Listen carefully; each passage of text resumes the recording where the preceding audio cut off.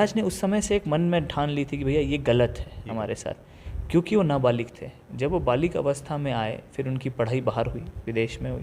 पहले राजकुमार कॉलेज में पढ़े, राजकुमार कॉलेज पढ़ने के बाद वो विदेश चले, क्योंकि लंदन में लोग पढ़ते थे। तो महाराज साहब वहाँ पढ़ करके जब वापस आए देश में, तो उनको ऐसा लगा कि आज बस्तर की स्थितियाँ ख़राब है, और पढ़े लिखे थे, और सबसे बड़ी चीज़ था कि वो इंग्लिश ही बोल पाते थे, हिंदी इतना अच्छा नहीं बोल पाते थे। कि उनको ये समझ में आया कि बस्तर में शोषण बहुत हो रहा है।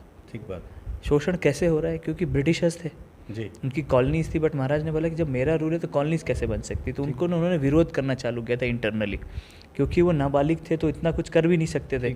जब बालिग अवस्था आई तब तक तो भारत का मर्जर एग्रीमेंट्स की बात आ गई थी। तो वो बहुत कम समय मिला महाराज साहब को, तो उन्होंने अपनी यात्राएं चालू करी, लोगों के बीच में जाना, मिलना। अच्छा, आप देखे होंगे तो बस्तर के किसी कोने में ऐसा नहीं सुनेंगे प्रवीण महाराज नहीं आए थे, सब जगह उपस्थिति थी उनकी। बिल्कुल कि सॉरी, उनका कहना यह था कि मैं बस्तर का पुजारी होने के नाते मैं एक राजा तो हूँ, बस एक सेवक भी हूँ, मैं अपने लोगों के बीच में, समझे तो सही क्या है। तो उनकी जो उस समय जब आए तो उनको लगा कि आज मेरी ज़रूरत है कि मेरे को लोगों के बीच में रहना है।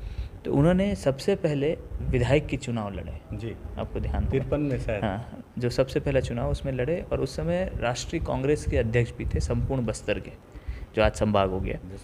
और उसके बाद जब ये रीति नीति देखा गया, क्योंकि उस समय भारतीय जनता पार्टी आई नहीं थी, जनसंघ भी नहीं बना था, और साथ साथ कोई राजनीतिक पार्टियों का उस समय अपोजिशन था नहीं। हाँ। तो महाराज साहब ने जब देखा तो वो ज़्यादा दिन भी नहीं रह पाए, क्योंकि वो देखे कि यार ये तो अपने फायदे के लिए कर रहे हैं लोग, राजनीति थी, और राजनीति के सेवा भाव था। तो महाराज साहब ने बोला मैं उसमें रहूँगा, तो उन्होंने इस्तीफा दे दिया, जब भाषणों में सुने भी होंगे आज। हाँ। तो उसमें इस्तीफा देने के बाद महाराज साहब ने संकल्प लिया कि मेरे को बस्तर को अच्छा करना है, और बस्तर की चिंता करने वाले लोगों को हमें संपर्क करना चाहिए और उनसे मिलना चाहिए। बिल्कुल। तो उनसे मिलने का ये दौरा चलते रहा महाराज साहब का, जिसमें संपूर्ण बस्तर उन्होंने दौरा किया।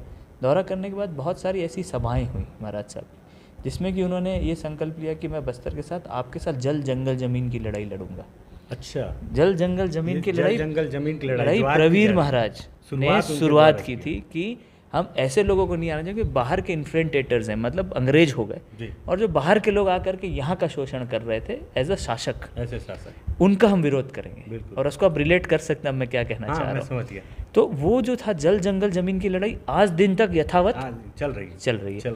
तो महाराज साहब का जब गोलीकांड हुआ तो उसके पहले ऐसे 2-4 इंसिडेंट हैं जिसमें महाराज साहब ने जब विरोध करना चालू किया, तो उस समय कांग्रेस सरकार थी, नेहरू जी उस समय प्रधानमंत्री थे। तो महाराज साहब ने यहाँ पे एक ट्रेन लेकर के, बड़ा इंटरेस्टिंग था पढ़ने से, कि ट्रेन लेकर के उन्होंने जाके प्रगति मैदान, इतने बड़े मैदान में जाकर के आदिवासियों को खुद लेके गए अपने पैसे से। अच्छा। लेकर के वहाँ पे जाके धरना प्रदर्शन दिया। अच्छा, कितने आदिवासियों को लगभग? मतलब ट्रेन भर के ले लीजिए तो करीब ले लीजिए करीब 500-600 तो होंगी। अच्छा, उस समय, हाँ उस समय, मतलब उस समय आदिवासी, मतलब समझिए कि उस समय आदिवासी वेशभूषा होगी, उस तरीके से लोगों को लेके जाना, और महाराज साहब खुद लेके जाना आदिवासी। तो उस समय मतलब आप समझिए एक व्यक्ति जो बस्तर से होकर के अंग्रेजों के साथ रहा, और वो बस्तर की लड़ाई लड़ने के लिए दिल्ली पहुंच गया, आदिवासियों के हितों की लड़ाई, अपने हितों की नहीं थी। मेरे को राजपाट दे दो, ये दे दो, वो दे दो, कुछ नहीं। हाँ, वो तो राजपाट की बात की लड़ाई है। 1950 में तो संविधान बन गया। उसके बाद उन्होंने क्या किया, बदमाशियाँ की। फिर महाराज साहब के साथ संकट किया कि उनकी प्रॉपर्टी अंक्रोच करने के लिए उन्होंने कोर्टो वोट लगा दिया, ताकि कंट्रोल में कलेक्टर रह जाए, और कलेक्टर अपने मन मर्जी से चला था। तो महाराज साहब का कहा था कि कभी भी महाराज साहब का जब भी भाषण होता था उसमें एक शब्द जरूर बोलते थे महाराज, मैं 9 लाख की जनता का मालिक हूँ, और 9 लाख जनता मेरा परिवार है।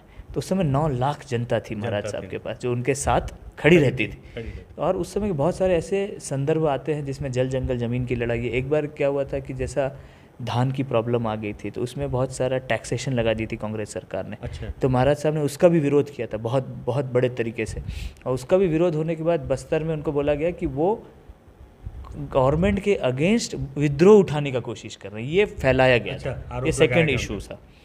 थर्ड इशू यह है कि जब नेशनलाइजेशन ऑफ आयरन ओर चालू हुआ, क्योंकि आयरन ओर राजा लोग चलाते थे, हमारा ही था, मैलाडीला आयरन ओर राज परिवार चलाता था।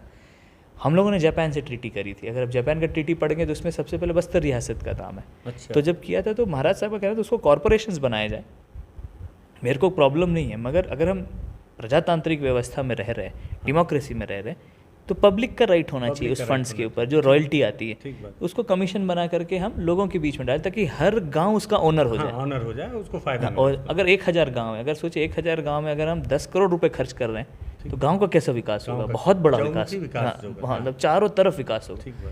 मगर आज क्या स्थिति है वो हमको सोचना चाहिए कि आज महाराज ये साहब का वो स्थिति- लक्ष्य पूरा हो पाया कि नहीं हो ना, पाया। बिल्कुल नहीं। तो ये सब चीज़ों की लड़ाई महाराज साहब ने मूल मुद्दों के ऊपर, जल जंगल ज़मीन था, धरना प्रदर्शन था, तीसरा बेला डीला था, चौथा ऐसा था कि जब वो कांग्रेस पार्टी थी तो कहीं ना कहीं विरोध अंदर से चालू हो गया, जिसमें आप समझ सकते हैं कि जी। जो कांग्रेस लीडर थे उसमें महाराज साहब को चाहते नहीं होंगे नहीं चाहते हैं। कि भैया ये अगर लीडर बन जाएंगे तो हमारा क्या, हमारा क्या? हमारा से कहाँ रहेगा। ठीक बात। और पर्सनल इंटरेस्ट नहीं था महाराज साहब का, हाँ। It was a public interest Public like, interest था। जैसे एक अपने लिए लड़ा हो या पब्लिक के लिए लड़ा हो, तो Public दोनों के अलग थे। महाराज साहब पब्लिक के लिए लड़ रहे थे, हम्म। अपनी जनता के लिए, अपने परिवार के लिए लड़ रहे थे।